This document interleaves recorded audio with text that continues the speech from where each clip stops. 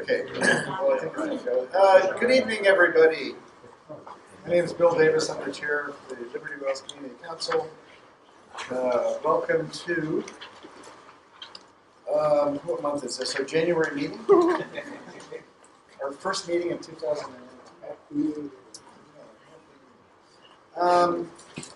Okay, I'm going to do welcome introductions and announcements. The first thing is to call forum and boards.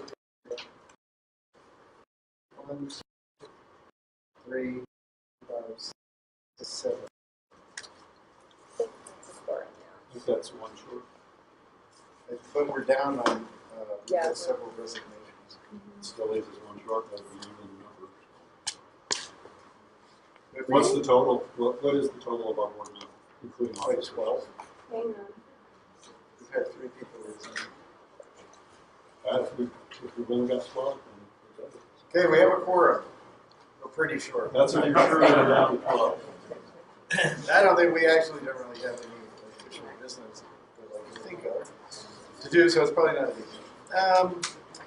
Okay, I need to announce that one of the things that we started a couple of meetings ago is that we are live streaming the meeting and recording it, so that's what this equipment is here for. So if you have questions or you're a presenter, speak loudly and clearly.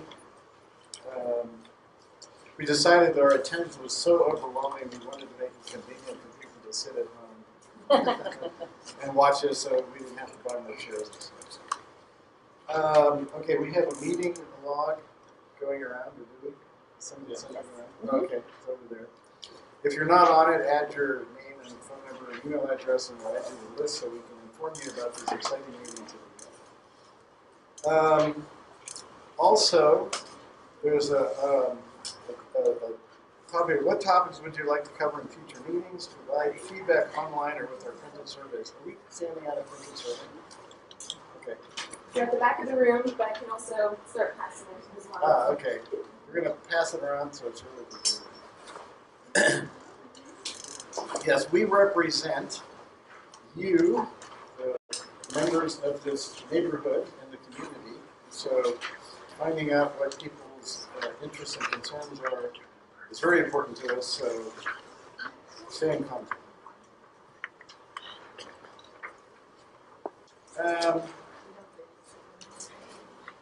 That distracted me for a minute. Oh, a recording of the November meeting may be found at, I'm not going to read off the thing because it's on the agenda. If you want to see the November meeting. For those of you that don't know, December's meeting got canceled because a blizzard was blowing through. All right. Can I ask a question?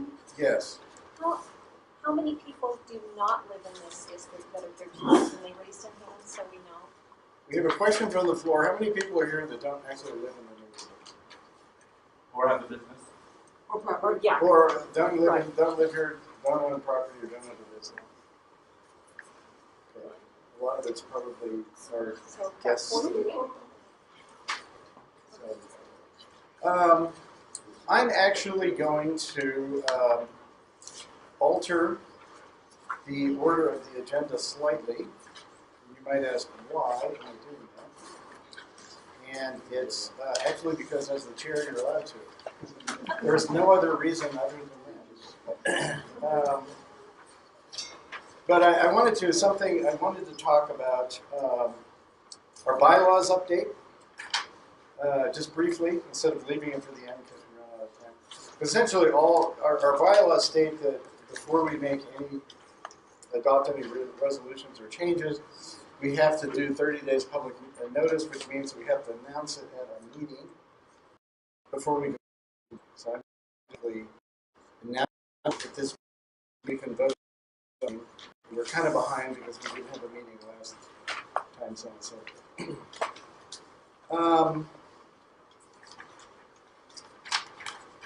The reason that we're doing this, and I'll just briefly go over it.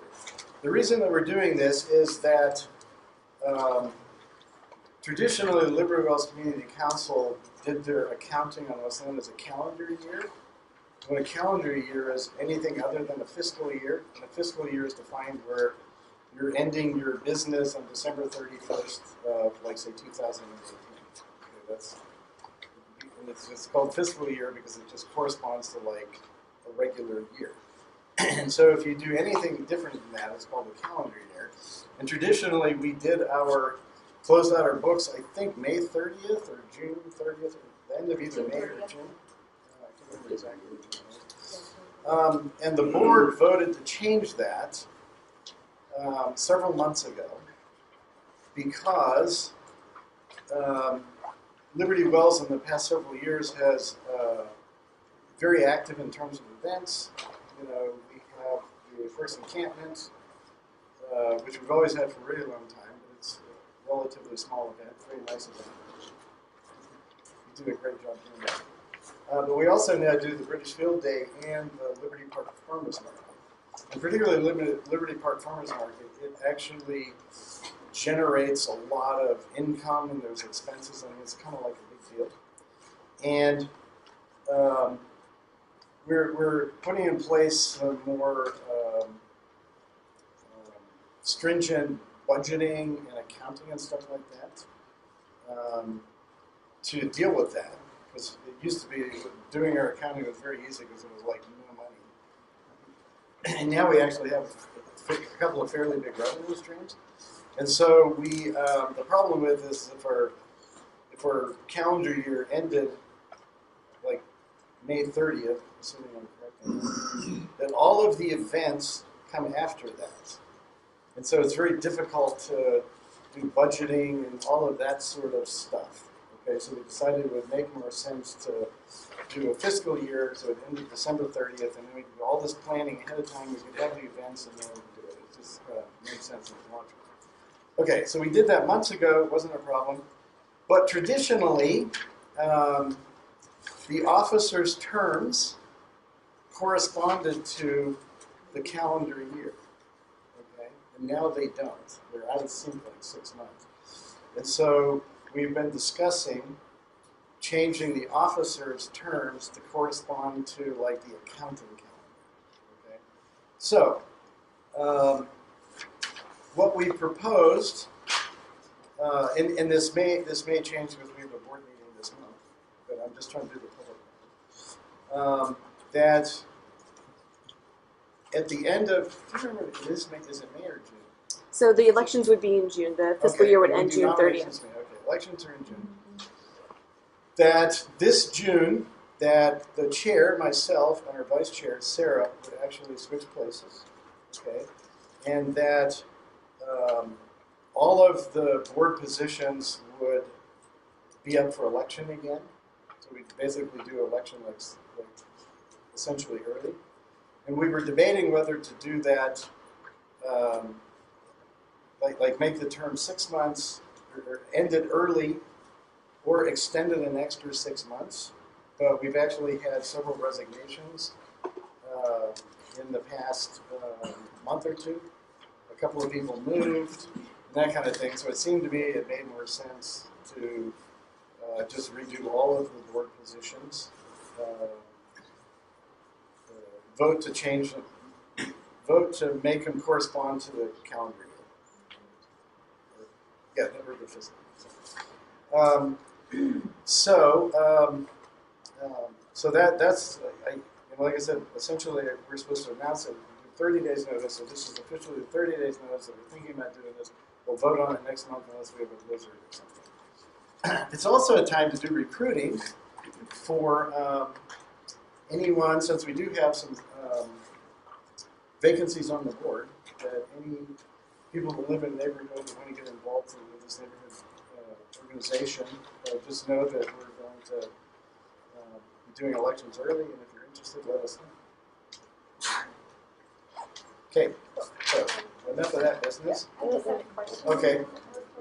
So it sounds like you went to a tax year, is what you're looking at, because the city, the state, and the county is on a July 1st to June 30th calendar year. Right. The feds are on a October 1 to September 30th calendar year. Right. And my only concern about that is on the fiscal aspect of it. is that, that's a grant year, so the grant cycle usually cycles around in the fall and the early part of the year. That's true, but I don't think that'll affect us. And And then this year, if you vote for, if you have elections, your elections are gonna hit when? Right in the middle of all of the activities that you were saying you wanted to change the calendar because of the activities? No, okay, so can I cover this? Yes. Yeah, sure. Okay, first of all, we had not effectively been observing our fiscal year. We had been filing taxes, well, information returns, and doing a lot of the financial stuff according to the calendar year. Okay. But the bylaws still had it that ended at the start of July. And that was originally written that way to align It with ended the city June and 30th. everything. Yeah. Yeah, and so we changed it from that because it wasn't really being observed in that. And this year is the last time we'd be having elections in the middle of the year.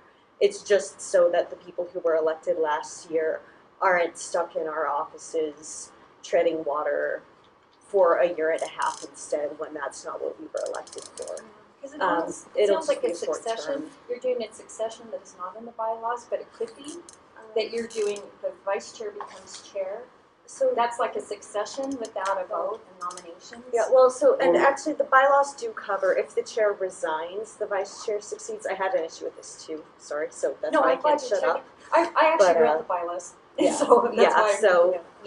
If the chair resigns, the vice chair succeeds. And then the new chair can lead the board in electing a new vice chair, I believe, or any new position where there's a vacancy, right? So, Yeah, I was just yeah, saying. you might have read them. Yeah, more I'm saying, I should but yeah. clarify, I drafted the bylaws because they were approved by the. Oh, right, and bear in mind that we Yeah. revised them. Yeah, We Yeah, so- revised them, I think last year. yeah. So, they're not- And my other question is, how many other community councils have gone to a tax year versus? I actually have absolutely no idea. I can tell you that, well, for one thing, there I is, think it's yeah, very sorry. I thought you're so informed. Help. She's the treasurer. Um, She should be. That's awesome. Well, for one thing, there's one community council that overlaps Liberty Wells, Central City Neighborhood, and they do their elections in November, and I believe they succeed in January. I'm not sure about that. They might start on December 1st, but they are much closer to a calendar year Okay, than and to how a about fiscal year. the tax year or the other tax year? I'm not sure. Is I anybody- don't think they Yeah, actually but have see, a here's the treasurer. reality. I don't think it'll make any difference in terms of filing for grants, because that's a totally separate process. And that we're technically a private organization, and so we can do whatever we want to. Well, as a nonprofit, you're under those standards, but when it comes to, if you're electing people to succeed or to be nominated and to step into office in the middle of a tax year, that would kind of scare me. Right, So- so that's, Right, yeah, and that's so the, we're this is just the only trying to time we'll align do all it. of that. That's what we're doing. So you just cross your heart and do the pledge and the Boy Scout pledge and, or the Girl Scout pledge? The Girl Scout Okay. pledge. We got special. Yeah, thank you. You're welcome. And I realized I forgot to do introductions, and I'd like to introduce Erin Mendenhall, the City Council rep for District 5. We have Tim Cosgrove from the Mayor's office back there, and then Detective King from the Salt Lake City Police Department, and another policeman who I don't know who you are, but I can't, And the treat donor. All right. Another quick announcement before we get into the meat of it. This is just like late breaking news. This literally came as an email today. That there was a request to rezone a property on 9th South and about 4th East, which is turning into kind of a cool restaurant road. And so what I did is I printed it off, and I figured I'd pass it around, and you can look at it, because what we're going to do is, it's a rezone, which means they have to come to community council. There's a 45-day comment period. We're going to request that they come and present us next month. So we'll have more detail, but I figured it's just kind of a tune-up. We can look at it. And they're also going to do an open house in addition, so that, but the date on that hasn't been announced yet. So I will pass this around and just... What's the zoning now? What's the zoning now, and what do they want it to be? It's actually two different kind of like neighborhood commercials. I handed my notes away so I can tell you. But it's two different kinds of like neighborhood commercial, but they're slightly different, and the property is going to overlap it. And essentially, what they want to do is just make the zoning. And speaking of zoning, several months ago we had Century Financial who is going to develop that property on 4th East and about 14th South. Used to be that kind of like old, mansion or whatever. They came and talked about it a little bit. There were several comments from the audience about we were being potentially overrun with high-density development, and it created a question in my mind of like, I wonder what the zoning in Liberty Wells really is. I've never really studied the zoning now. And so I called up a friend of mine in the planning department and asked them about it, and they were nice enough to print out, do the boundaries of Liberty Wells with all of the zoning. And I've been forgetting to bring this for like 6 months, and I finally remembered, so I'm going to pass it around. And just briefly, here's what it looks like. Most of this sort of shades of yellow is basically single-family homes or duplexes. And as you can see for Liberty Wells, and it's actually, they included, for some reason, this chunk here, which is not Liberty Wells, it's like State Street, the 7th East, 9th South, so this isn't it, and 21st South. Most of it is this yellow, which is single-family homes and like R2000, R2, which is like duplexes. So I was going to say, I don't think we're in any danger of being overrun by higher density development. Yeah. To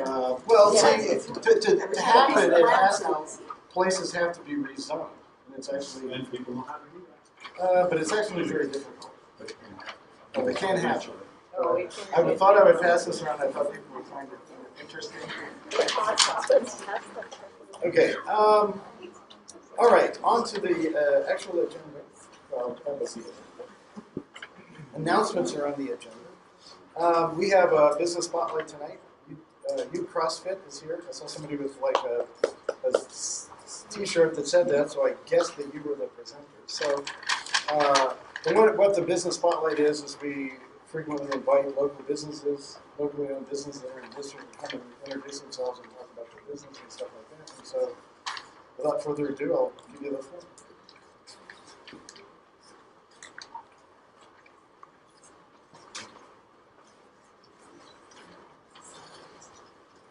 Hi, I'm Brittany Perkins. This is my husband, Madison Perkins, and we are co-owners of Ute Crossfit.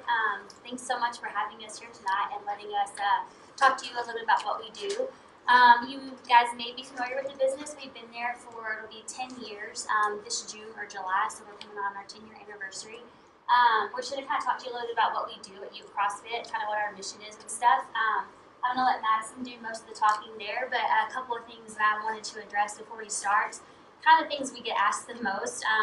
We don't hit tires or flip tires, and you don't have to be in shape to come to CrossFit. So that's usually, as soon as people find out we're in CrossFit, that's usually what they think that we do. And that may be some of the things you see on TV and what is known as the CrossFit Games, but that is not what is happening in the CrossFit affiliate. So I'll let my husband Madison just kind of talk to you about that, and I'll just hand these around. You guys can kind of pass those around. Yeah, so that's just basically has like our contact info and hours and stuff like that. I've been coaching CrossFit for 8 years now, and I've worked with clients anywhere from ages 10 all the way up to 75. And I've worked with people that were on the ability levels of people that literally have never worked out a day in their life to people that were collegiate athletes, and currently we have like an ex-NFL quarterback that comes to our gym. So like I've worked with all of the above. And if you come to one of our gyms or come to our gym, you'll see all of the above. Most of the time when people come in the door, they see everybody. We call them athletes. Everybody's an athlete when they come in, no matter what level they're on. And they're thinking, I can't do that. And that's the biggest problem. An analogy I heard one time was like, if you want to learn guitar, do you try to learn the guitar before you go take guitar lessons? No, you go take guitar lessons to learn. So basically you come in, we teach you. So how we do it, if you're a beginner or you have no idea what's going on in there, we teach you. We do 4 one-on-one personal training sessions. And throughout those sessions, we teach you all the movements. We go over it. It's me and you or one of my other coaches that work with you one-on-one. Teach you all the movements, make sure you know what's going on. And then after that, you're able to jump into a class and then go from there. if you're nervous or scared or you're like, I don't think I'm ready, then we can do more personal training and those kinds of things. The difference between a CrossFit gym and a regular gym like a Bossa or something like that is that we run classes. So we have group fitness classes, and it's not like your typical group fitness class where someone's in the front and they're like, all right, jump and do this and do that. You have a person that leads the class. They explain the day.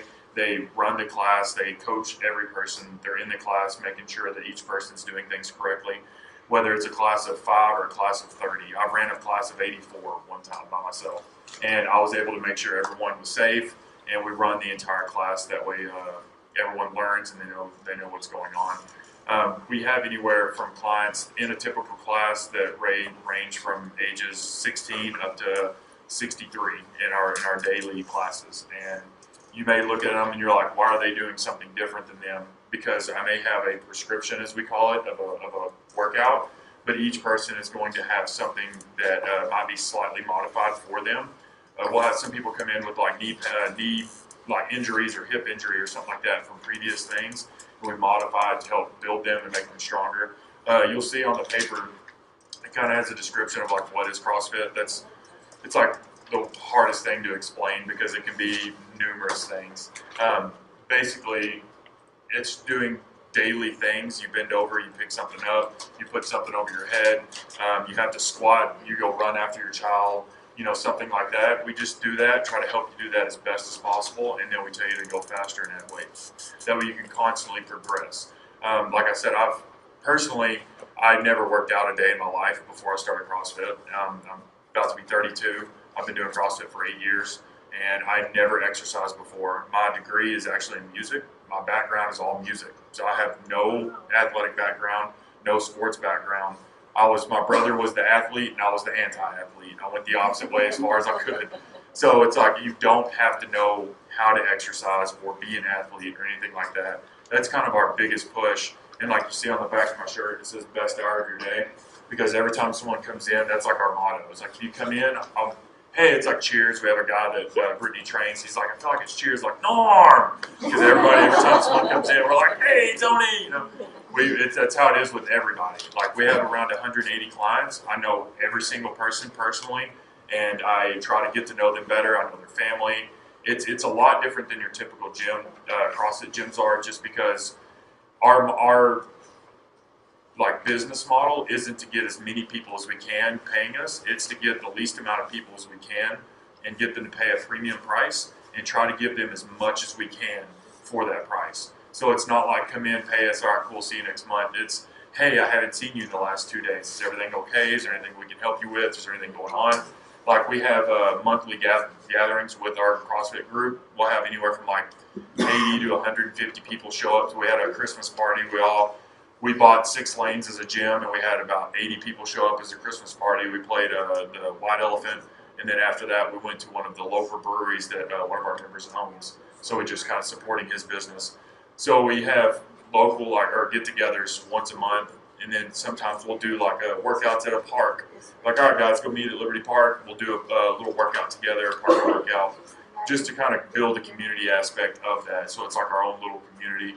And it's a lot of fun because, like I said, we moved here, like Britt said, we moved here 2.5 years ago from Oklahoma. If you can't tell by my accent, it's not right here. I knew no one, literally no one when I moved here. The guy that we co-owned the gym with, I only knew him because he's like, I don't know, I'd say he's like the Michael Jordan of CrossFit. He's like one of the top games, like think of like the Super Bowl for CrossFit. Like that's how I knew of him. And when I moved here, I had no idea. I lived in someone's basement in South Jordan for the first 2.5 months by myself. She was a school teacher, so I was here by myself. So, and now I have like some of the greatest friends I've ever met just because of the group. So like the CrossFit gym model seems scary, look outside looking in. Like she said, you hit things with tires, you do flips and do all, and it's like, I can't do any of that. But that's fine. We have people that come in. I've worked with people missing limbs. I've worked with like Brittany's client currently. He came in weighing 380 and he couldn't barely do anything. Now he's dropped. He's down to 322. Yeah, 322, and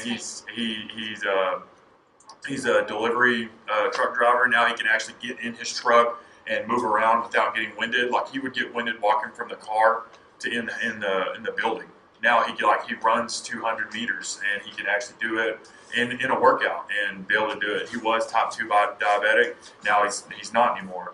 And it's just because we've worked with him personally. And we have all kinds of clients like that. And then we have also, if people are like, well, I feel like I'm a superstar, I should be able to do X, Y, Z. Awesome. I'll give you extra workouts. I'll make your stuff really hard.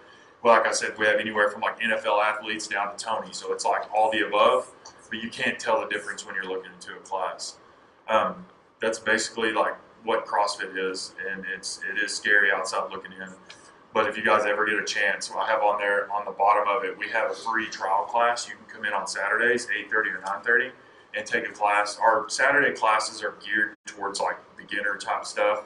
So you wouldn't come in and I would be like, here's a bar, go lift, and you'd be like, oh God. No, it's more of like, okay, so we're just going to squat, and I will teach you how to do a basic squat, how to do a push-up. You can't do that. Here's how you're going to modify it. And then we all do a group workout together, and then our high five, cool, see you later, see you tomorrow, tell me how you feel. And then we also talk about nutrition. We also talk about all things health, because at the end of the day, our overall goal is just to bring up the standard of health for everybody, just to keep your daily activities just moving and grooving, like you don't feel like you're dying. Like to go chase your kid or to go run around the park or something. It's like, oh, the thought of running, can't do that. Yeah, go ahead. I was just gonna tell you, we have like a CrossFit place by our neighborhood, Yeah. and they are the best crime prevention people in the world, because they jog all around and they're constantly, and they're Where you dragging at? stuff. I'm over by the South City campus of Salt Lake Community College. Oh, okay. And Yeah, brick wall. they're just constantly on the move, and it's just so great because I feel safer because they're there. So I'm glad you guys are here. I don't know if you do the same thing, if you go running around. We run around the blocks, and we have we outside. We'll play outside. You Do could drop stuff. flyers for us. You would make no. Like he said, I didn't even know, he was saying like he can tell like the overall like vibe of the area is kind of coming up. Like I had no idea, just because I'm in the gym day to day. So that's awesome. Thank you. It's just That's cool. huge. I know in my neighborhood it's a huge boost for us. We Yeah. feel a lot safer. When That's you see awesome, People yeah. running around, and sometimes they're panting, but we're like, we're cheering them on. And I'm telling you, if we ever see anything weird, it's like, hold on, all right, yeah, you go ahead and run. Yeah. But no, that's awesome, and let them know, because we don't know. We're outside running, huffing and puffing, dying sometimes, but you guys it's seem good. really awesome and friendly. So We try to be. Just in closing though, we do have that free class every Saturday. Come try it out. Like the hardest thing is just coming. Showing But up. like he said, we've worked with so many people over the years. Like Tony, for example. Now I trained a lady back home that came in. She was 62. Carol? She was 72. 72. She came in on a walker, and she wanted to walk. So she was a native princess. So I used to work for the Choctaw tribe back in Oklahoma, and she wanted to walk the Trail of Tears, and she couldn't. It was a 5K walk, and she couldn't do it. She tried to do it the year before, and I was like, all right, I'm going to personal train you. We'll get you set up. Like I remember when she went like this, and she goes, I haven't jumped in 20 years. I was like, whoa, I was 10. Wow, like that's insane. But she ended up walking the whole 3.5 miles like by herself. Like I walked next to her. She didn't have a walker. She didn't have help. We did the whole thing. So it depends on like where it was going with that. It's like your goals. Like what are your goals? What do you want? We can meet those, because like hers was just like for me personally, I was like, I want you to get on the floor and get back up. And most people, it's like, I can do that, but for her, it was like that was maximum effort. Like, but we ended up teaching her like she'd jump into class and we'd be doing stuff, and she'd get on the floor and get back up, and I was like, Carol, you just got up, She's like, oh, I did, So it's like it's fun. So we try to be as nice as we can, and that's true that's of like our any CrossFit gym too. If you're running your gym correctly, like that's the biggest thing about a CrossFit gym is the people that come there. They make your gym what it is. It's just community. Everyone gets to know each other, and you look forward to like going and seeing your friends and working out together. it's like It's cheers. not as hard to complete a workout when you're in a room full of people and you're doing it together. So Are you guys by the neighborhood bakery? Yes, right down the street. Yes. That's my downfall. Me too. Believe me, that's why I work out, so I can have my cheat meals. Pasta's my problem. Anything spaghetti. Her phone number and email, everything's on there. If you guys have any questions at all, reach out at any time. Yes. Come in, try out a class. If Saturday doesn't work for you, you're more than welcome to come in during the week. We just ask that you email or text us, let us know, just so we can give the coach a heads up that we may have a new person coming in. But yeah, we'd love to have you guys. No matter your age or your shape that you're in currently, like we can work with you. Yeah. want to come. You So, got any questions or anything? yeah, anything for us? Good comment. I appreciate that. That makes me feel good. It's afraid to feel like, who is this person? Awesome. Well, thank you. Reach out to us. I really appreciate you guys having us. Yeah. It's awesome to meet the people in the community. It's fun. Cool. Have a Thank good you. night. Thank you. So Brittany, are you also from Oklahoma? Yeah, I get the accent stuff the worst. Because I heard when you first started talking this drawl. Yeah, First I- yeah. First I thought I was going to ask you if you were Southern. I guess that's what it They say debate all the time, and a lot of people that generalize, yeah, I'm not from the South. We say we're from the South. People say we're not. They're like, you're from the We're Midwest. we're like 5 minutes from Texas. I'm like, I don't know anymore. Thank you guys so much. All right, thanks for coming. Okay, on to the public safety reports. The fire department isn't here this morning. As usual, they must be out fighting fires. And our crime prevention guys watching the neighborhood too. Yeah. So, all right, so Salt Lake PD, Detective King, our new community intelligence officer. Let's see, you brought some reinforcement.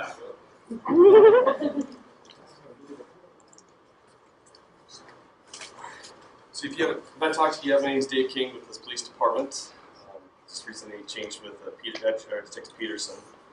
And so kind of going over, looking at some of the stats and seeing what's going on. Probably the only really thing that really popped out is there was a little bit of an increase in like stolen vehicles. Last year at this time there were 7, I think. Last year at this time, or this year compared to last year at the same time, there was like 8. So a little bit of an increase. One of the things I want to remind people is, especially with it being cold, don't leave your vehicles warming up. We do have an no idling ordinance, but it's something that is a problem. There's quite a few times that my squad we've got come in the morning and we've gone around and go put like little notes on people's cars saying, hey, a criminal could have taken your car because they've left it running. And we actually found quite a few that are still running. One of the things I don't know if you guys are aware, but sometimes taking reports, some of the weird stuff that gets taken. I mean, a lot of times you hear of purses and cell phones, but sometimes batteries get taken. I guess there's a recycling thing for that. Batteries do get taken. A lot of times it's more on some of the semis. Watch batteries. A lot of times I don't think people have really talked about it, but also watch license plates. Know what license plate you have, because sometimes people will change license plates on a car and then they drive around for a couple weeks before someone realizes it. Or I run a car thinking I got a stolen car and I walk up and I'm like, no, this is my car, and they didn't realize the license plate had been taken. Sometimes, a lot of times, they'll just take the back plate. So the front plate, you might not, it'll be there and it looks the same, but you don't really check the back. Another thing I've done too is the little registration stickers that you got. Those sometimes can be pulled off, and so usually what I'll do is when I put them on my car, I'll clean it off, get it to where I can stick, and then I'll take like a razor blade and I'll actually put like little hash marks through it. So if somebody did try to pull mine off, they're just pulling off in pieces and they can't get the whole thing. So just little things, just watch. I mean, it's little stuff that does happen, but just pay attention and know what's going on. But as far as looking at the reports, I think was kind of the biggest thing, and I just want to remind everyone: try not to idle your car. So, does anybody have any questions for me?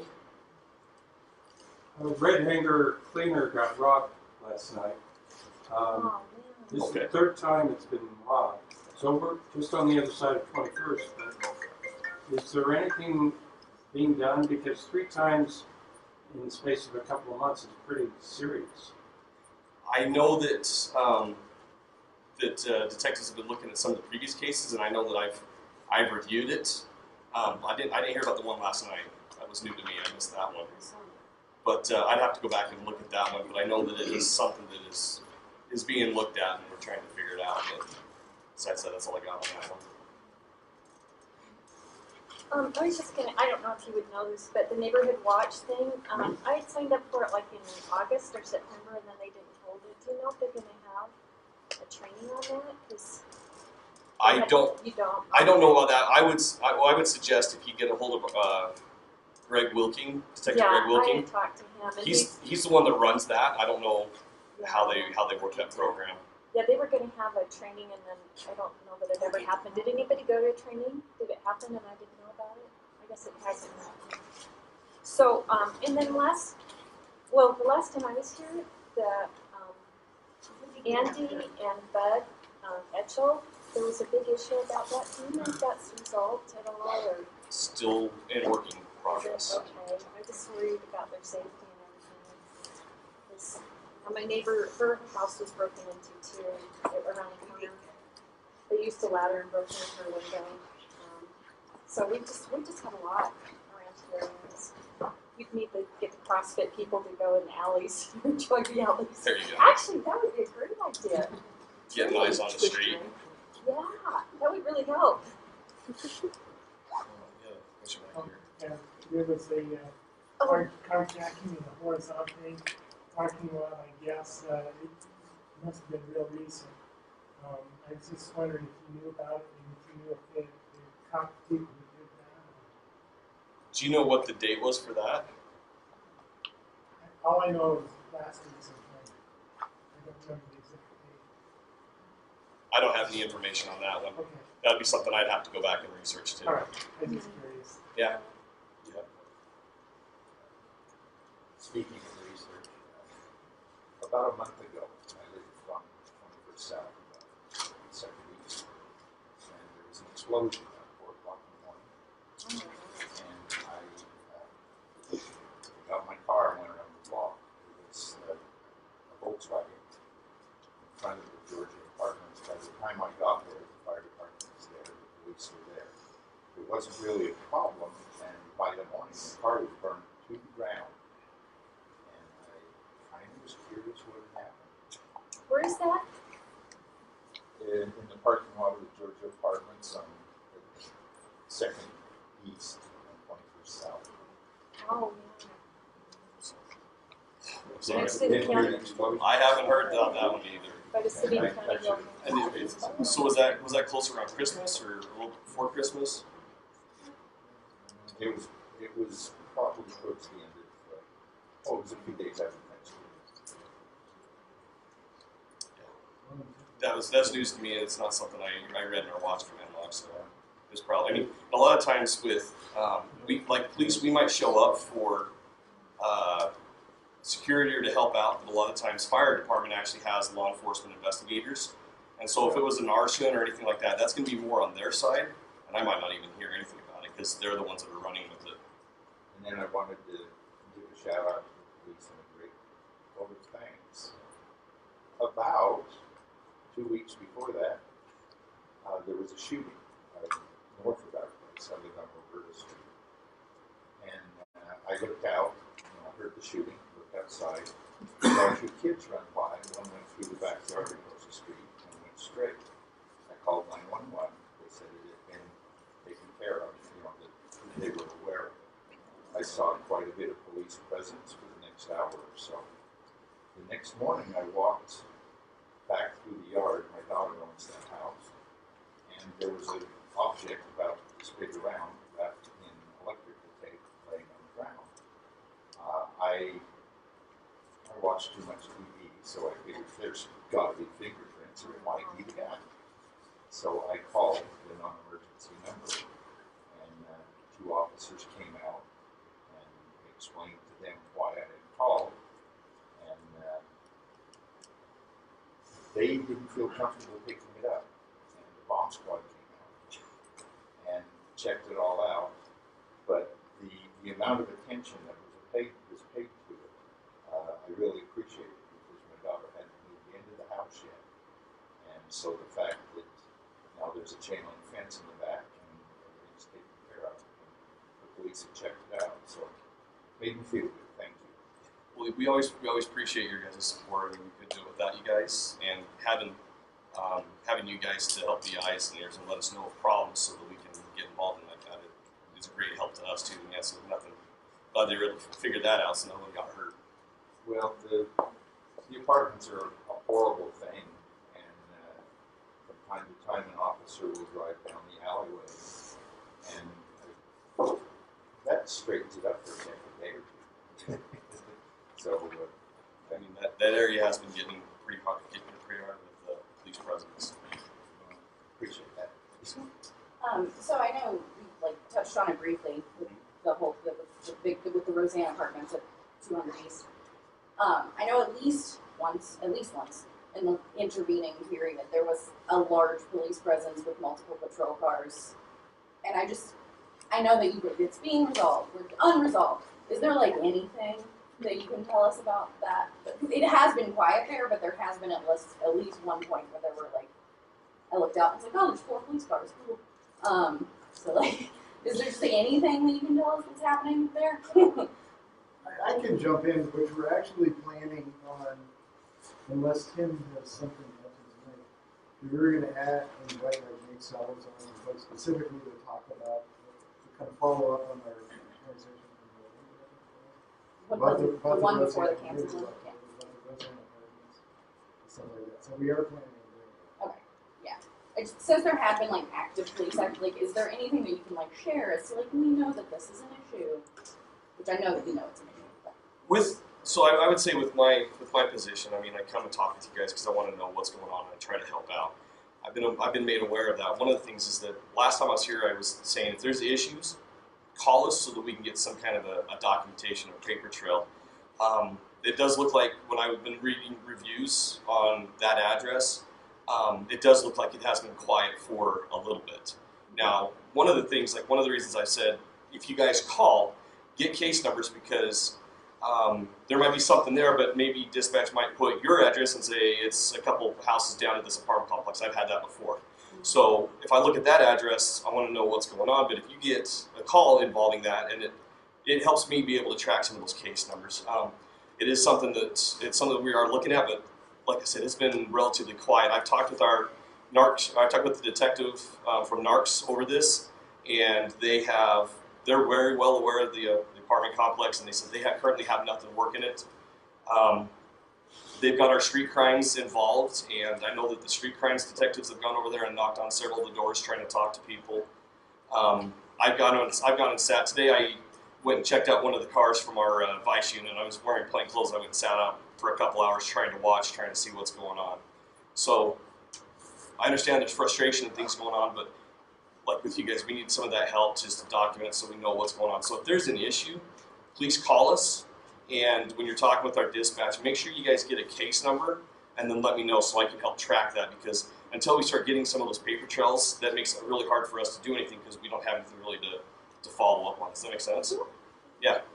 Well, it's interesting because those apartments are within 1 block or 2 blocks radius of where the little boy was killed on 15th South. Who was stabbed to death. Mm-hmm. He was protecting those girls on August 27th, and then September 28th on Hampton Avenue, just a half a block out of our area.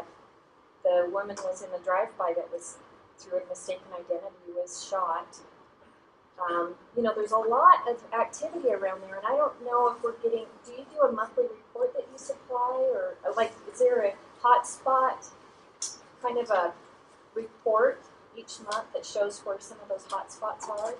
So every 2 weeks, our admin, they do what they call a ComStat meeting, where they have our analysts and they'll go and they'll pull all of the data and they review the different areas and trying to see, okay, hey, we got burglaries popping up here in this area. Let's try to help mitigate that. And then we got an issue coming over here. So every 2 weeks we are looking at that. My squad, what we do is we'll get like a top 10 calls for the month, and we look over all those, trying to figure out if there's anything that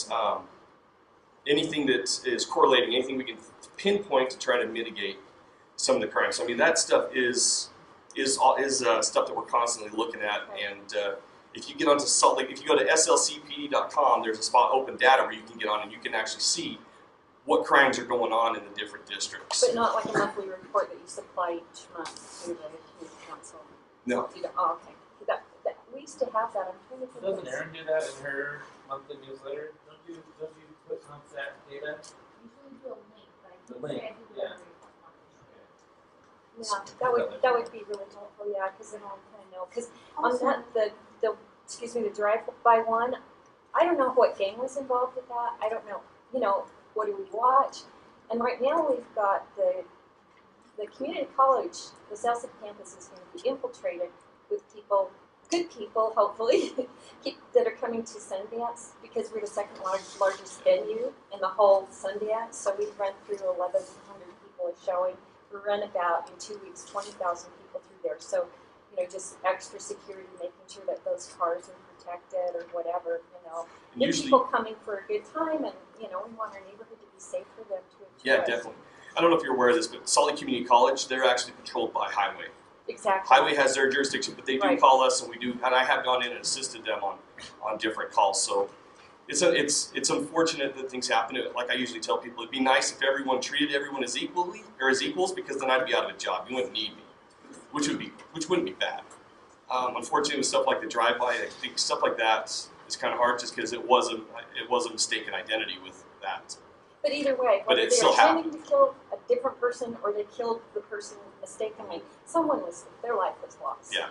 And it's really unfortunate that an innocent person was killed. But I don't know anything about what gang was involved with that. I don't know. I don't know if I was ever told there was a gang. I know they got the people, but okay, good. I don't think there was anything else. Okay. So I live right across the street from Santa Clarence, and about a couple of months ago, Andy Peterson arranged for a police camera to be set up in the corner. It was there 2 weeks, I think. And, it did a lot of good, a tremendous amount of good in the time that it was there. But you couldn't keep it there for long. It wasn't very long after that camera was taken away that I set up security cameras of my own. So you got cameras now? I now have 4 cameras mounted on my home. I tried to find places where I could hide them, but I couldn't do it. And so they're out in the open, they're plain to see. And what the result of that is first of all, it's made some of the folks over across the street very unhappy. That's okay, they were unhappy with you anyway. The landlord came across the street to talk to me one day, knocked on my door. Really? He wanted me to understand he was unhappy that those cameras were there as well, but he just left it at that. And the thing is there was a couple of guys, one in particular, who, hadn't seen these cameras there. It's really taken a bite out of his operations. And he's gone around to a lot of different folks in that apartment building and talked to them about it, made sure everyone in that apartment is aware of the cameras and who it is that put him there, and he wants them to know that I was responsible for his getting busted back in September on a SWAT raid. And he ended up in court on Friday morning to answer to those charges. And I don't know what the resolution was on that, but the interesting thing was the very next day, I see him just down on the corner of Roberta and Brownie. He's standing with 2 other guys, and what are they doing? Dealing drugs. And, off of Roberta? It was the corner of Brownie Avenue and Roberta. Okay. And there were 2 older gentlemen, they were all about the same age. And they're just out there selling drugs. So I'm driving by and I'm looking at it and I go, oh my God, I'm watching these drug deals take place. This was 24 hours after he was in court. I've also noticed the same man has been involved with additional drug activity in nearby apartments. So what they're doing is they're moving the drug activity just out of camera range, where it can't be seen. But it's still going on, and there's still the same people that are involved in that. And there's nothing that we can do about it. So I just want to make you aware of that. If you're watching that apartment, you've got to kind of watch what's going on in the periphery as well. No, I appreciate it. I mean, it is definitely good information. I'll definitely pass it on to our NARC squad so they can be aware of that. Now, I understand a lot of times this stuff, it happens all the time. Can you give me like a specific time frame? This is Saturday, around 10 in the morning. Okay. Somewhere between 10 and 12. It's in the late morning. Okay. Oh, another quick question. Does anybody know what happened to Mesquite? Used to be Alvaro's and then Alberto's, and they closed. Does anybody know why they closed on 50%? Oh, is that it? Oh, okay. Not that I'm thinking the wrong thing about somebody, but I was just curious. You know, is it? Oh, okay. So, Oh, okay. but Thanks. with your stuff, I mean, I'm now aware of it, and we're trying to do what we can, but we do need paper trails. So if you have specific incidents, call, get a case number, get it documented, let me know. And it's a lot of times, unfortunately, sometimes this does take a process because we do have to show step by step what's going on. We have to prove that there's something we got to have some kind of a documentation pushing this along. So sometimes it can be frustrating because it does take a little bit of momentum to get it going. But once we get to that point where we start meeting certain criteria, then we can start doing other stuff. If you guys have any questions, feel free to call me. My phone number is 801-799-3624. Again, 801-799-3624.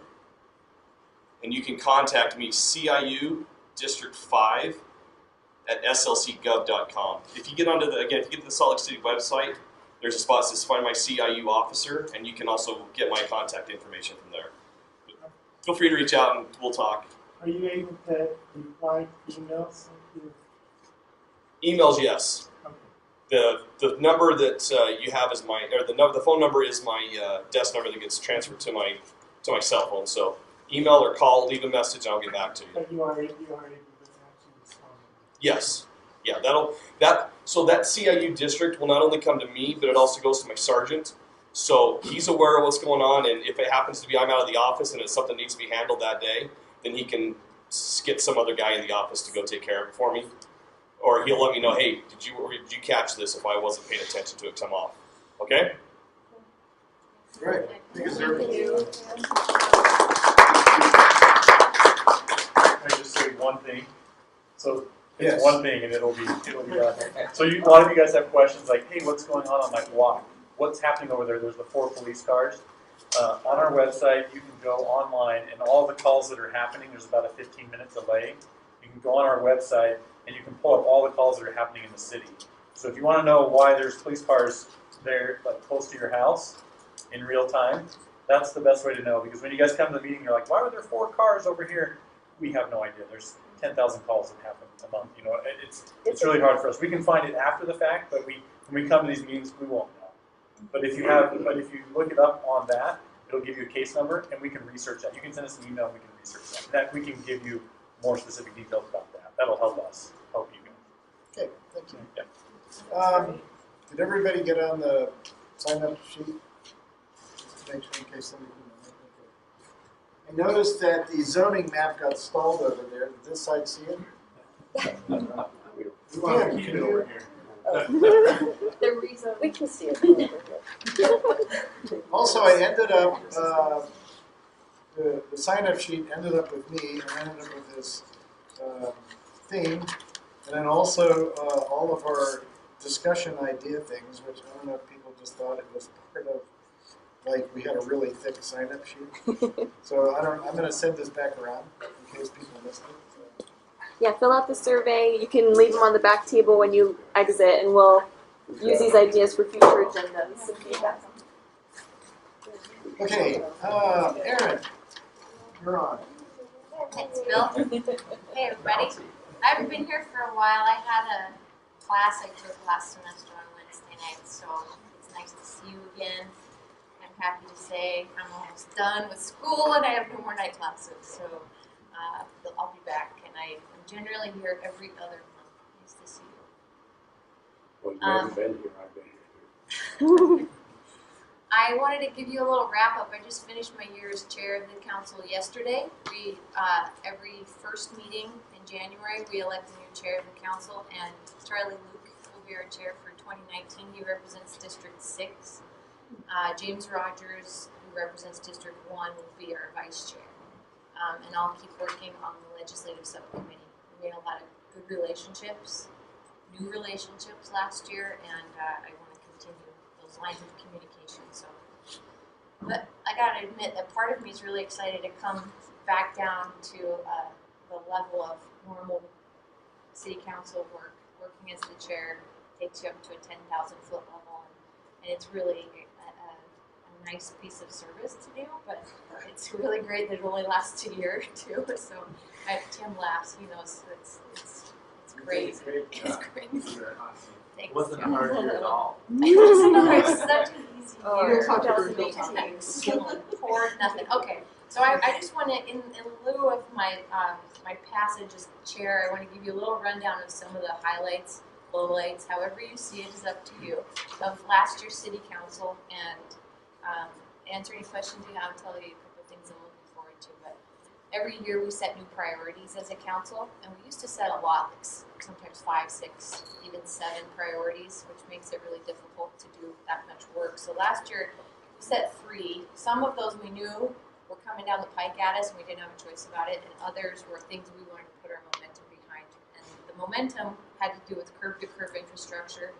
So as you know from coming to these meetings and hopefully getting flyers in your mail and hearing other ways, we passed the general obligation bond that we asked residents to support in November. That passed 67% or so.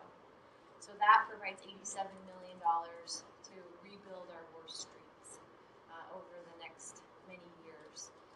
And then the sales tax increase that the council did, and we implement that in June, July, which we started collecting taxes on October 1st last year.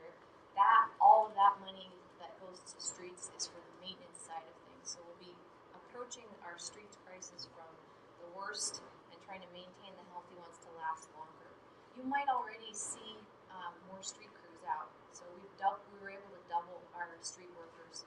I saw some doing crack fills on 5th East this morning. And Doing crack? You don't say that around here. Crack fills. Thank you. Tar. Oh, you don't say tar either. So the other one was transit master plan that we wanted to put our momentum behind. Unfortunately, we haven't signed the interlocal agreement yet, but it's almost done. And the money's there. So the change date, if you ride the bus, you know every August is when the system can change and they can tweak different routes or add routes, take routes away. That's when our new routes are coming. And exactly what those routes are, I don't want to say, it's all public, but until we sign that contract, and I'll bring you that update when we do, but I expect that to happen in the next month. So we did our curb-to-curb infrastructure transit master plan, and then that one coming down the pike at us was the Northwest Quadrant and the inland port discussion, which consumed a great deal of our year. And it is consuming less of our work now that they've hired an interim executive director, and they've also hired a consulting firm to help them search nationwide for an executive director for that interim, for the Inland Port Authority Board. So we'll see what comes of that. I'll tell you that the legislative conversations I've been having, it's very quiet on the Hill currently about the Inland Port, but that actually makes me more nervous. So let me know, it's going to come down here, so we shall see. So our council priorities, a lot of work happening on those. Affordable housing, in the last, since 2016, I think it is, we've committed $37 million, Salt Lake City has, to affordable housing. And the cool part, one of the cool parts, is that was leveraged 10 times over. So $370 million of private sector investment in housing. We did $37 million of that. So part of the sales tax increase is $4 million every year ongoing for affordable housing investment. That's part of that we added. Public safety funding is another one of our ongoing priorities. I know Detective King just left, and I meant to compliment him. We're lucky we have Detective King. He was the community intelligence officer for District 4, which is the whole downtown area up to the university. He was there for a couple of years, so we definitely have experience in him. I know we all like Detective Peterson. He's great. He's moving up in the force, and King is a really good replacement. Homelessness, another one of those ongoing issues. Of course, our 2 homeless resource centers are set to open on time. I'm sure you've seen the construction happening. South Salt Lake is behind schedule. They were less than cooperative with the processes that needed to happen. So in some ways, it seems like Salt Lake City is like the good child to the state because we cooperated in getting things underway, and they're set to open. But So that I can't help but jump ahead, and one of the things I'm looking forward to, I want to put more momentum, and I want us to put momentum behind the park ranger conversation again. And by that I mean talk to the rest of the council. Help me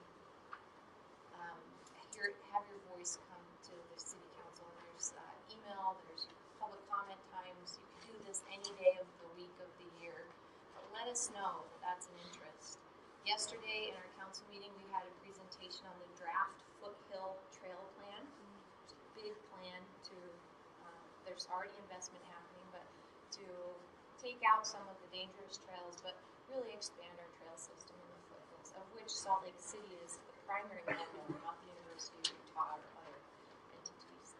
And in that discussion, their one proposal in terms of enforcement on the trails is for a trail ranger.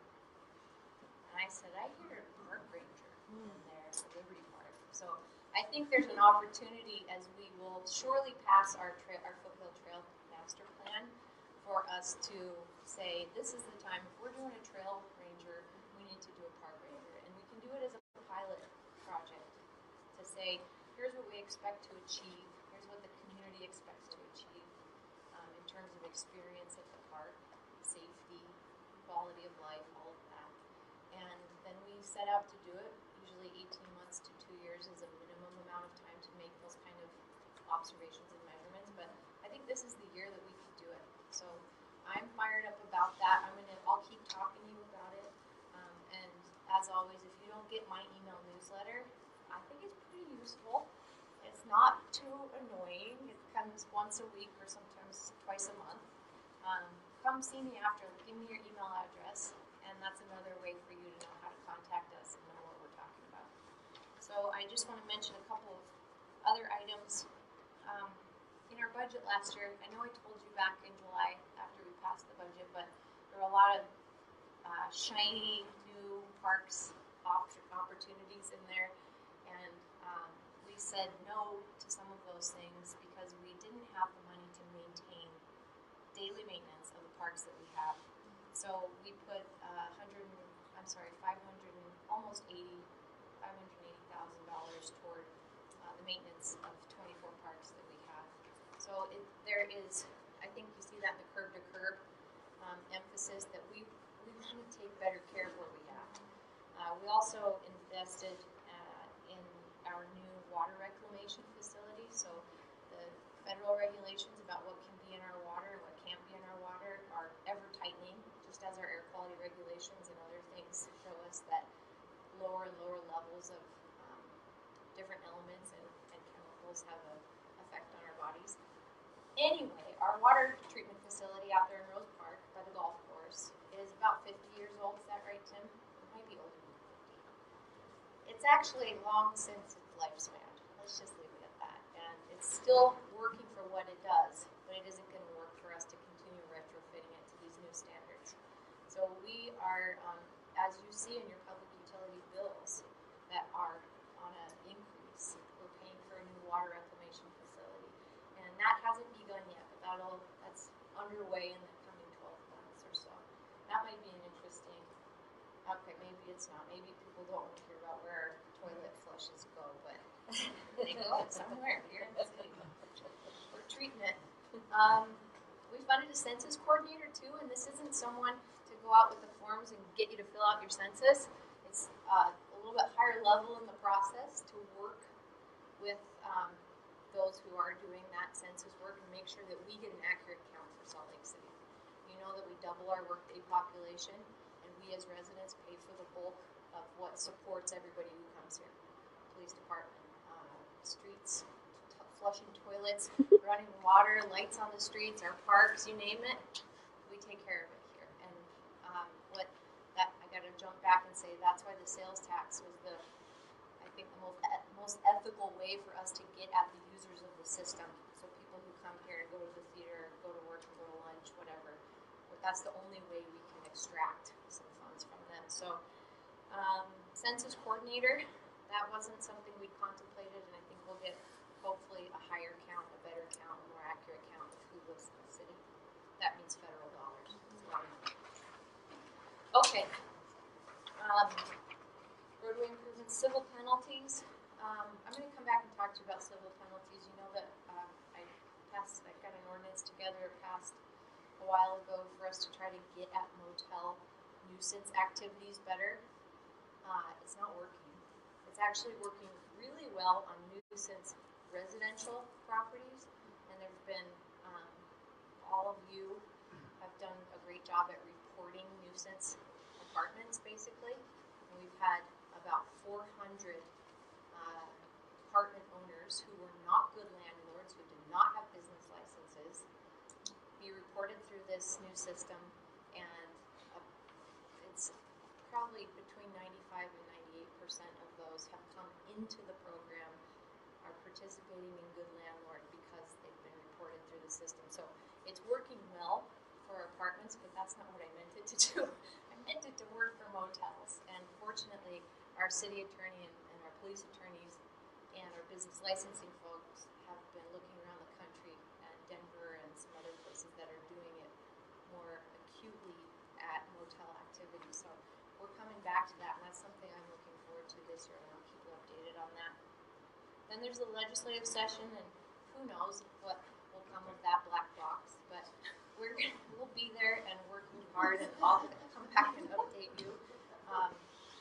And we'll bring Kleenexes. You never know what might happen, and you might not know until it's over. So it's a little early for us right now, but of course we'll be watching water. That was a hot issue last year that was pushed off into the interim session, and there are several bills now to address it that went through a very consensus-oriented process that Salt Lake City says yes to the bills that are proposed as they are today.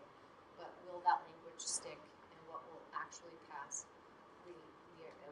Remains to be seen, I should say. And then, of course, inland port legislation, homeless funding for homeless services in cities that host homeless services is something. Affordable housing is a big one, and the state is looking at ways to make other cities and towns, not Salt Lake City, that's one of those areas where they say you guys are doing a great job on creating housing and affordable housing. They want to make other cities and towns do a better job of allowing it through zoning and increasing density in appropriate areas for their cities and towns, and then making those kind of investments where they can. So there may be some, as you probably saw in the paper, some tweaks to the sales tax, and that's something that makes me nervous because we double our population. There's 1% of that's a local option. It gets cut in half, and right now 50% is distributed based on the city's population, and 50% is distributed based on point of sale. And as a city that doubles our workday population, any shift toward population is harmful to Salt Lake City because we lose money. We like the 50-50 point of sale population. I'm really in the weeds right now, I'm sorry.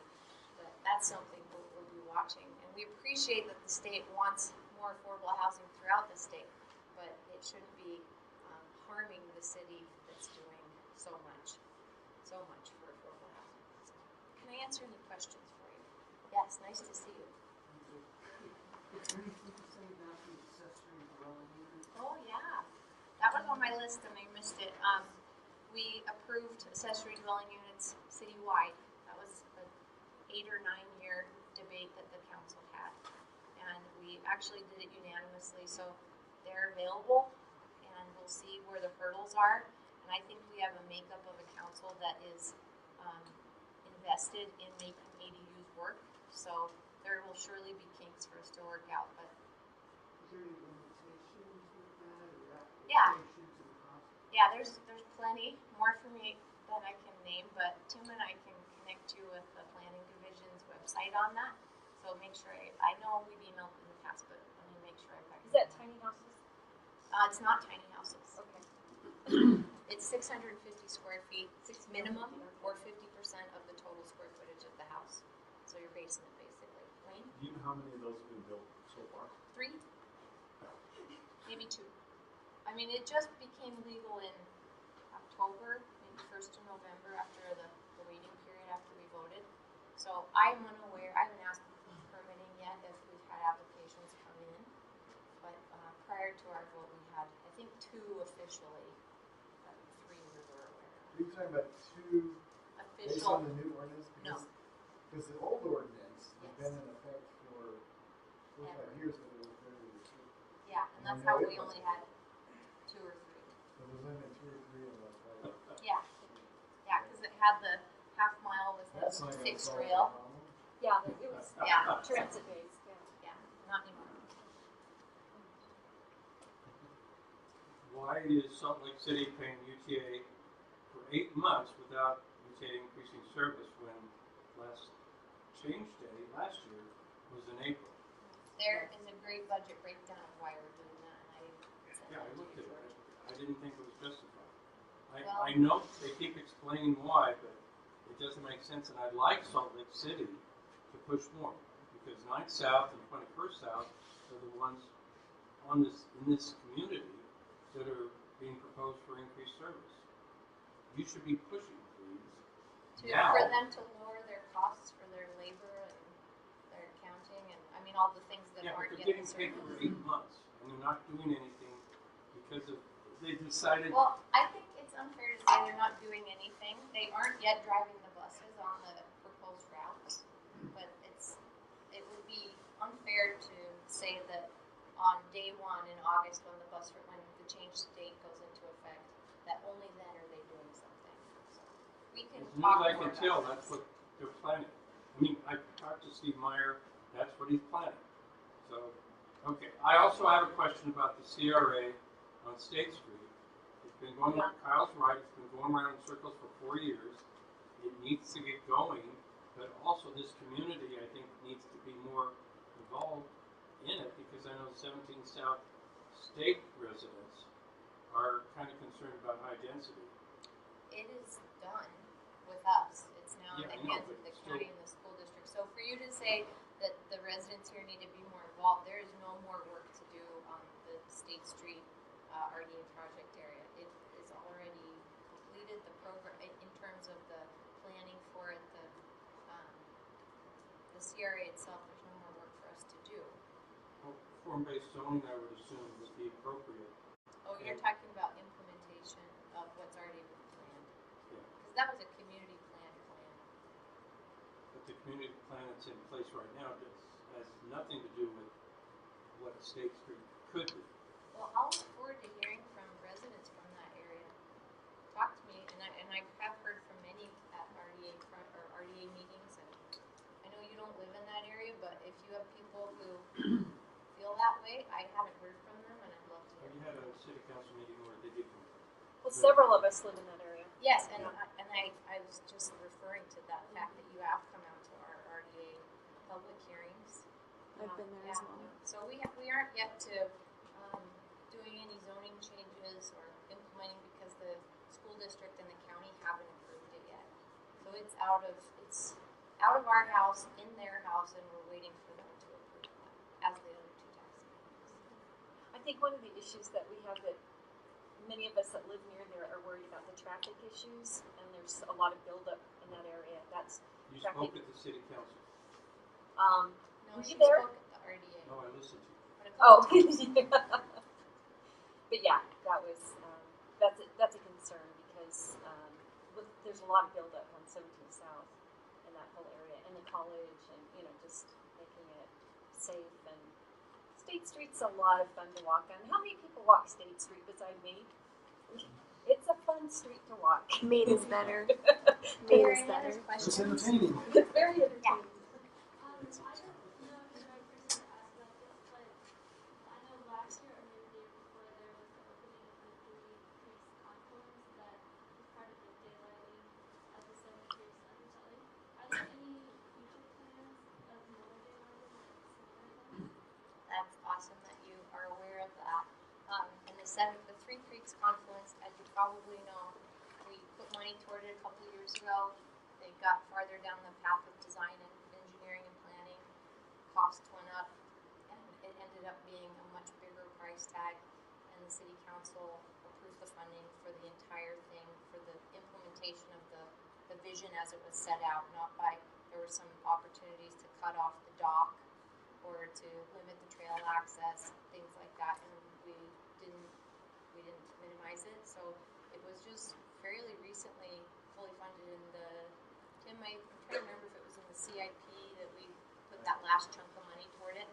It was in the fall that the last piece of money went in. So you should check out Seven Canyons Foundation. That's the nonprofit you probably know that promotes and advocates for those. As far as the city investments go, I'm unaware of any other daylighting efforts that the city's undertaking. My husband's on that nonprofit board though, so he'll be excited that someone asked. Yes. What are you talking about? Oh, do you want to explain it or?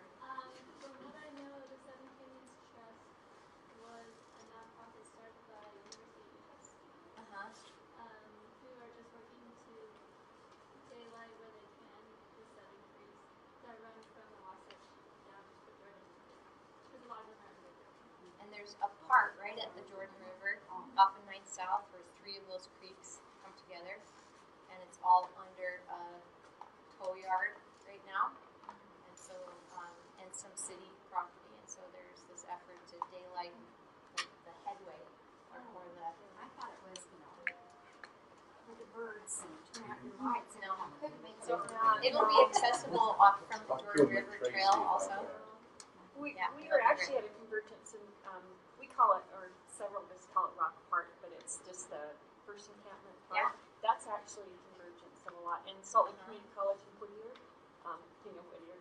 But there's a they buried all of that in a tunnel. The water's there, right. So if they daylighted that, that would be beautiful. But people are worried about kids falling into the water and stuff like that. But I'll mention one other piece of the the costume company on 17th South and 11th East. Yes. Oh no, that's the costume. The old Salt Lake Costume Company that's under major renovation right now. There's a creek that runs through that property, and I know that there was discussion with that property owner that they could do some daylighting, and I'm not sure if it'll end up being that way, but that's the basic effort. Not that the city should go through paying for daylighting all over, but most of those are under private property, and there's a lot of property value increase when suddenly you have a naturally flowing stream through your property instead of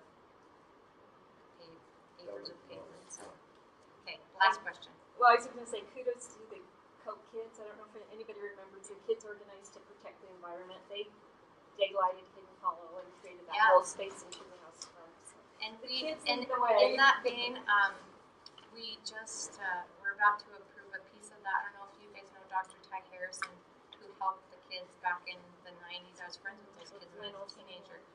To preserve Hidden Hollow, he passed away last year, and we'll be naming the easternmost end of Hidden Hollow Ty's Garden. But anyway, well, my question though is if I'm really focused on inner city equity, because one of the things we have right now, I'm looking at our community. We don't have an indoor pool. Most communities have an indoor pool. We do not. We only have Liberty Park. All the pools around are closed. We don't have our own library. We have the main library that we share with all the world.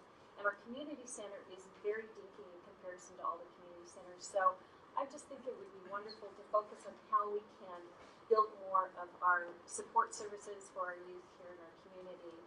And I did want to let you know, and everybody else know, I talked to the scheduler for the Liberty LDS Recreation Center. Does everybody know where that is? It is up for sale.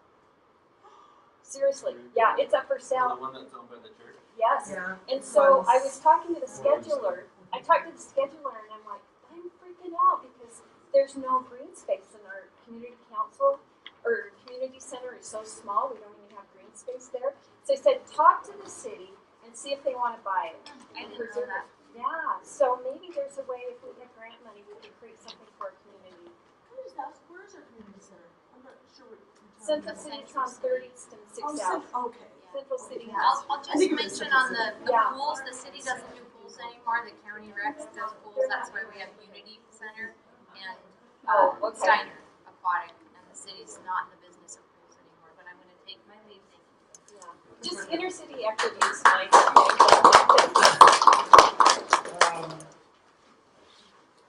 Something you mentioned reminded me of another announcement that I realized I should make that just came up in the last couple of days. We've had this discussion here, and sorry, Tim, I'm cutting you off. I'll make this quick. the Seven Canyons Fountain in Liberty Park, which has been out of action for several years now. And there's been various proposals about what to do with it. And Parks has come up with a new deal. The last one was that they assessed it for current like health standards and zoning standards and all kind of stuff, and determined that it was going to cost it was going to be very expensive to kind of retrofit it. And so the plan was to tear it completely down and rebuild it completely for the cost of $5 million or something like that. It was millions of dollars. And I actually understand where they were coming from, but the reality is coming up with $5 million was pretty much going to make it that it was going to sit there as doing nothing for the next several years. Well, they got together and they put pencil on paper, and they've actually come up with a plan to retrofit it to bring it up to like the water to health standards and guardrails on the rocks, and I don't know the whole thing. To the tune of $850,000, and the Parks Department is submitting the CIP application, and they asked for our support on it, and they have to submit the application by January 15th. And we had talked amongst ourselves, the board, and most of the board that commented on it said we're okay with that because we were okay with that. Yeah, and so I've composed a letter to send to that goes with the parks application to the CIP board supporting that proposal. When's our board meeting? Next week. The 16th. Yep. Right? Okay, the letter has to be the 15th. So I'm going to go ahead and do that based on the fact that we kind of informally pulled the board like a month or two ago or something. So hopefully, I think $850,000 is like way more realistic, which might mean that it gets done sooner than later. And Tim's putting his finger up, and I'll tell you what, I'm done. Why don't you just? But that's funding for a year from now. Right. I mean, it's not. That doesn't mean anything's going to happen this summer. I think it's for this funding cycle, which would be, if it was approved, it would be 2020. Right. So Tim Cosgrove from the mayor's office. Thank you. Happy New Year. I'm Tim from the mayor's office. It's good to be back with you from last year. I wanted to echo our city council chairwoman's great work in the city council, and she did a wonderful job. She gave an outline with our legislative update that I won't repeat because she did such an awesome job outlining it.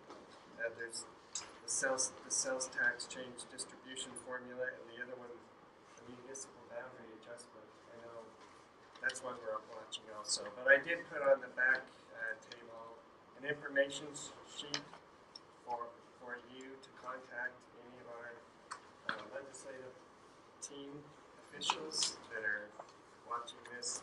The session starts January 28th and goes to March 14th. So,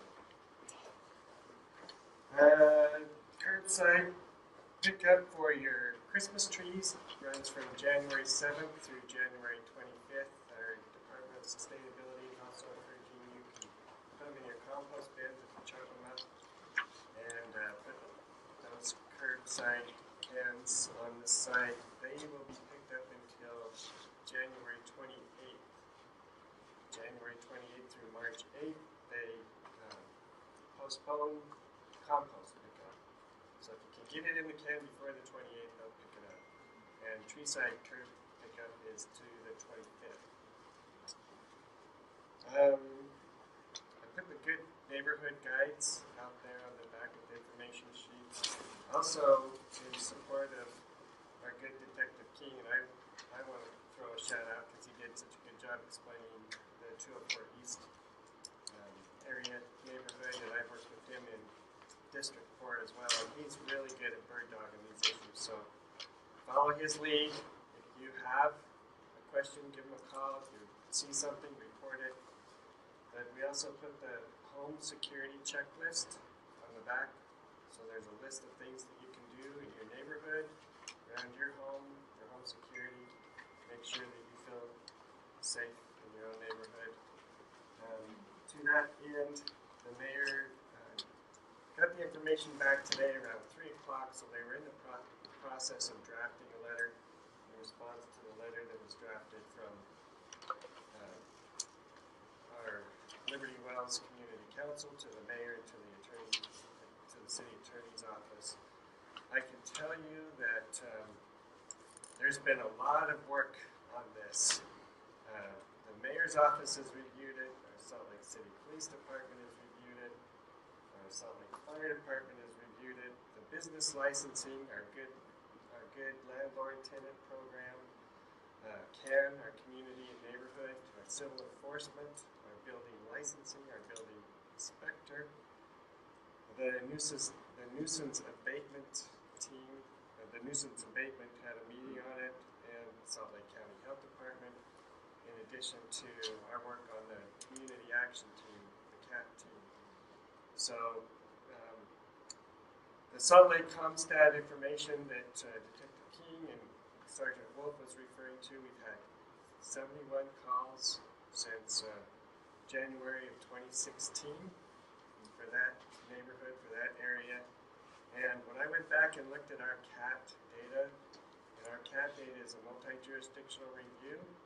Our multi-jurisdictional review includes Salt Lake County Health Department, Civil Enforcement, Building Inspector, Adult Protective Services, Animal Control, the Mayor's Office.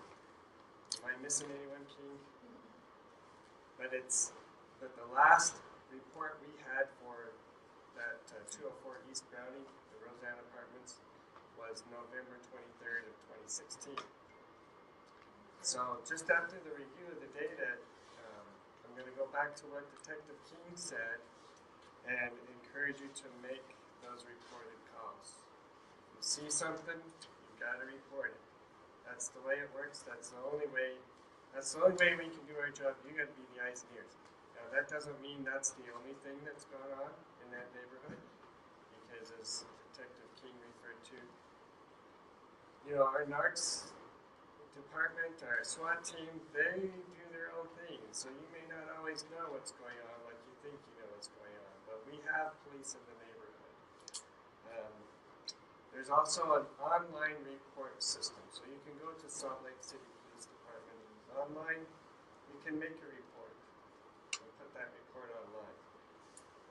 I brought the information for creating a neighborhood watch program.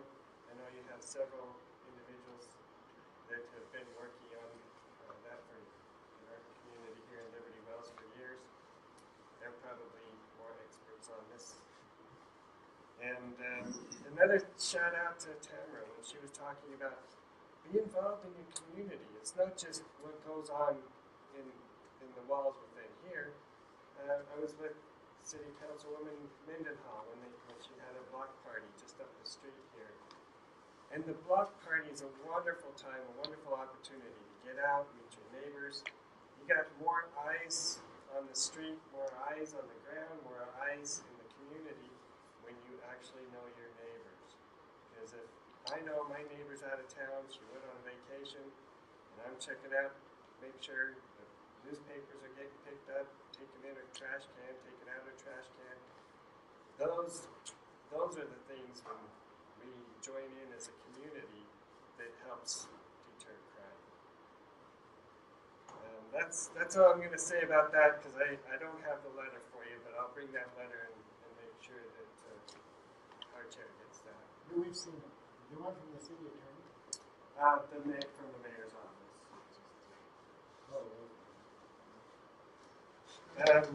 Question. State of the. Sorry, really quick question. I missed part of what you were saying. You were saying that there was a report that hasn't been done or hasn't been submitted since 2016. Which report was that? The Roseanne Apartments? So our community action team, we meet every other week. We've met every other week for how many years? Since before I've been there, and I've been there for 2 years. And the last open case we had for that area was November 23rd, 2016. That was on our community action team. So I've got to differ with that. I know for an absolute fact that many reports have been made 2017. And some of those reports were made by, calls were made by people that live in the apartment, some by me, some by other neighbors who live in the So if it neighborhood. was with civil enforcement Oh, or I'm building sorry. licensing, Okay, this then is- those have been complied with. It's not civil enforcement, I'm That's talking not- about to the police, so you're not counting police reports. Those are not police, that's not a Oh, police you're just report. talking about civil enforcement only, just That's- the property. That was our community action team. Yeah. So it's a multi-jurisdictional team that addresses issues that cross over one another. So if we have, go ahead, King. What was I gonna say? So like in 2017, there might have been calls going in as far as it being on the CAT team agenda, because like with the CAT team agenda, it's those calls that are the most pressing, the ones that we're hearing about. So you might have been calling it, and police might have been responding, but it might not have been notified to the CAT teams. So right now, I'm aware of it, Tim's aware of it, so we know what's going on, and so it's being brought back up and it's being addressed on the CAT level. So we are addressing it now. Okay, so that report you were referring to would not include all the police calls for 2017, for example. Okay, thanks. But the CAT team is monitoring that process. Appreciate the clarification. Thank you. But what you said is true, people are reluctant, like so many times they won't call in a report if their car's broken into or whatever, or their bike's stolen, they just won't do it, and it really helps when the law enforcement knows what's going on and the city knows, so, you know, I do encourage people, if you have something that has happened, you know, definitely call and report, because there's no way to track what's, you know, a continuing cycle of a problem without having that information. And also online reporting. Most, at least non-emergency, right? You can just go file a report on the site. You'll get the email back with the case number. And if you can't call on the spot or don't want to call on the spot, but you can get to a computer and submit it, have time to think through how you'll say it, that's available too. A lot of times with those online reports, it is, I would say it is kind of nice because unfortunately sometimes we do get busy, sometimes we got someone that's available. So depending on how long you wait, but what I think is nice about the online report, there's some stuff where it's non-emergency. It just needs to be documented so we know about it. You get on, you fill it out, you're going to get that report back in your email, so you have that. If you talk with us and then you want it, you need to get that, then you have to go to the police department, fill out a grammar request, and pay like a $5 printing fee or something like that. So sometimes having that for your documentation is nice. Or it's something small that needs to get reported, but maybe with what's going on, it might be a little wait for you. So the online reporting system is really nice. I feel like it can be a bit of a crutch. I know that I had my car broken into on Monday morning, and I called in to the dispatcher. And when I spoke to the dispatcher, she informed me that she couldn't give me a case number because she didn't have a detective. She told me the detective was going to have to call me back, or I would have to use the online system. Couldn't get it to work on my phone. I never got a phone call from the detective. I filled it out online a couple days later, but I feel like in another circumstance, for me, I know nobody's going to catch the guy who broke into my car. I didn't have video. I don't have a suspect. I never saw the person. Well, maybe she didn't. But by you reporting it, it creates a heat map so Except that we know what's going on in that area. No registration would have been created, and I was never contacted by a detective when I called the police department's number in order to do this, and I had to follow up on my own later and fill it out on the website. I don't have a case number still. I don't know when I will get one. So that I feel like we're not having access to be able to actually report these things, and that could be contributing to you not having to report some community action team, for example, is that the system isn't optimized for getting. Tim, will you check with the mayor on that? When she came about a year ago, last December, that was the exact issue she spoke on, and the exact thing that she told dispatch that they have to take that report over the phone and not push you off to other resources. I mean, there was a press release and everything in the newspaper about it and all that. So we might need to light some fires. And the other point that you brought up that I think is important is if it's not working on a cell phone, they may have to tweak the online reporting so that it works on a cell phone, different than a computer. And I never have thought about that as being an issue. Is that an issue? I understand that different operating systems are all going to have different compatibility Yeah. You can't expect everything to work. But when you pick up the phone and call the police department, I would expect to at least be able to turn in an actual report. That should always work. Thank you. So I want to get to 3 other items. Really real quick. Did you call, or did the CAT team contact the owner of Roseanne Apartments? Because it's my understanding he needs to know that there's a problem, and right now he thinks everything is great. Everything that we've asked him to do, he's complied with. From civil enforcement to licensing to building inspector, everything. Building lights. Okay. 3 other things. People ask me, how can I help? How can I help? How can I help?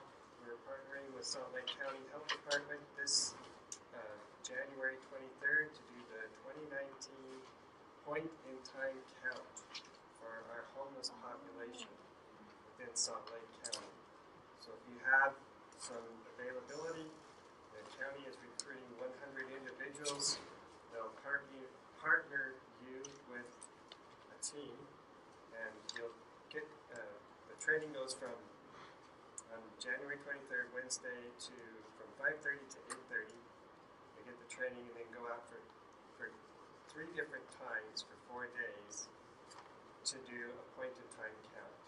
This helps us to identify and access resources to our persons experiencing homelessness. So if you're interested in that, put 2019 point-in-time count Salt Lake City on your Google search, and it'll pull up automatically the Google Doc. And you just fill out the information and participate in that. Where will it be Love held? to have you help. That is at the Sunrise Metro in downtown Salt Lake City, 580 South, 500 West. Thank you. You may have heard Salt Lake City was selected by the United Nations to have their national non-government organization public information meeting here in Salt Lake City. First time anywhere in the United States other than New York City, which that area where the United Nations isn't really New York City, but it's their own area. But it's the first time outside of that area within the United States that we've been selected to host that conference. So it's really exciting. It's going to bring about 4,000 people to our city from 300 different countries throughout the world. So if you know a foreign language, you might want to brush up a little bit and help volunteer. There'll be an opportunity to recruit volunteers. It'll be happening in August of 2019. So it's like we're trying to hurry up and get ready. The world is welcome here again. Yeah. Well, our mayor helped lead the charge with, because she's on the co-chair with Sustainability Project for 2032 and 2040. So it helped highlight Salt Lake City and the work that's going on here and nationally and internationally. And there's a lot of other things I know that's going on here within Salt Lake City, Salt Lake County, like the Loveland Living Planet Aquarium, and efforts that they're doing with the ecosystems out there. So it's a good fit. It's a good match. Real exciting time. And the Mayor's State of the City address. You're all invited.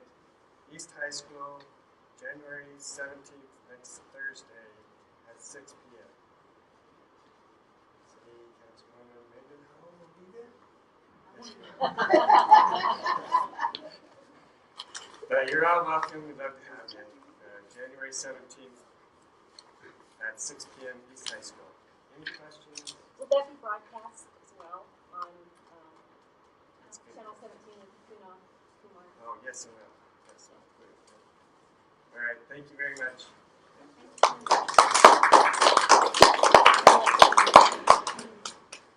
Okay, thanks, Tim. Around 8:30, I was getting really nervous that we were going to run over. And then I flipped over my agenda and realized that our potential new chairperson and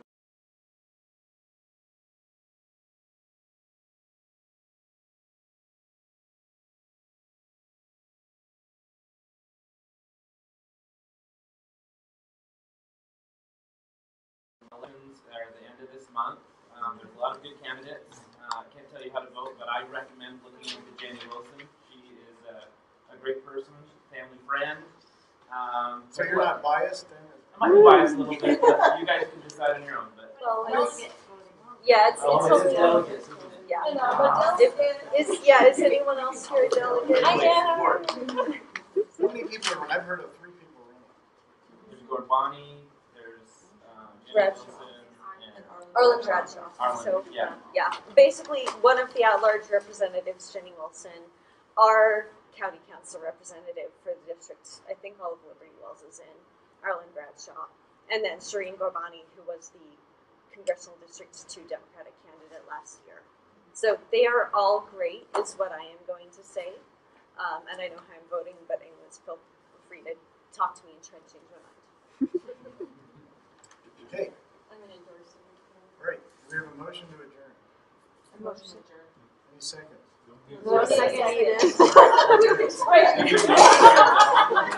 We do need a parliamentarian.